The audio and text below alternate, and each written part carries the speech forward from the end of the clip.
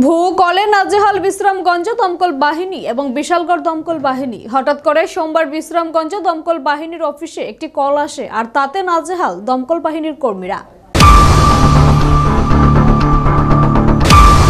এক মহিলা দমকল বাহিনীকে ফোন করে জানায় বিশ্রামগঞ্জ এসপি অফিস এবং আইটিআই কলেজ সংলগ্ন ননজলা এলাকায় বসতঘরে এবং রাবার বাগানে বিধ্বংসী আগুন লেগেছে। মহিলা ফোন করে বিশ্রামগঞ্জ দমকল বাহিনীকে তাড়াতাড়ি আসতে বলে। খবর পেয়ে বিশ্রামগঞ্জ দমকল বাহিনী মুহূর্তের মধ্যে গোটা এলাকা তন্ন তন্ন করে খোঁজ করার পর কোথাও অগ্নিসংযোগের ঘটনা দেখতে পায়নি। একইভাবে খবর দেওয়া হয় বিশালগড় দমকল বাহিনীকেও। খবর পেয়ে বিশালগড় দমকল বাহিনী ও ঘটনাস্থলে ছুটে আসে। দেখা হয় রাস্তায় বিশ্রামগঞ্জ দমকল বাহিনীর সঙ্গে। গোটা ননজলা এলাকায় ঘুরতে থাকে দমকল বাহিনীর দুটো ইঞ্জিন। কোথাও তারা আগুন লাগার খবর পায়নি।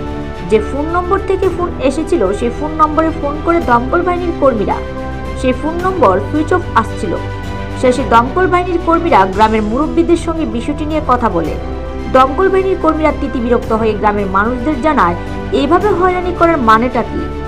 আমরা যে সময়টা নষ্ট করেছি সে সময় অন্য কোথাও যদি কোনো ধরনের যানবাহন দুর্ঘটনা অথবা অগ্নিকাণ্ডের ঘটনা হতো, তাহলে আমরা কি একই সময়ে ওই জায়গাতে পৌঁছাতে পারতাম? একজন মহিলা হয়ে এভাবে দমকলের দুটো ইঞ্জিনকে হয়রানি করার মানেটাই বুঝতে পারল না দমকল বাহিনী এবং গ্রামের মানুষ। গ্রামের মানুষ এবং দমকল বাহিনী একসঙ্গে বিশ্রামগঞ্জ থানার পুলিশের কাছে বিষয়টি জানিয়েছে। পুলিশ সেই ফোন নম্বর ট্র্যাক করে সে ব্যক্তির পরিচয় জানার চেষ্টা করছে বলে জানিয়েছে। আমরা একটা নর্দলা একটা কল পেয়েছি, এটা ফলস কল বলতে ফাতা মতার ভিতরে আগুন লাগা রাখছে।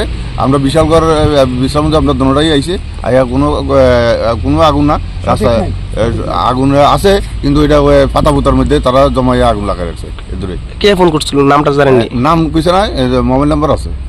পুরুষ না মহিলা? সুইচ অফ দেয়া যাচ্ছে। পুরুষ না মহিলা? মহিলা। আপনারা কোন দমকল? আমরা বিশ্রামগঞ্জ ফায়ার সার্ভিস। দোনোটাই আছে ঘটনাস্থলে? হ্যাঁ, ঘটনাস্থলে দোনোটাই আছে। তাহলে আপনি কি মনে হচ্ছে এটা ফেক?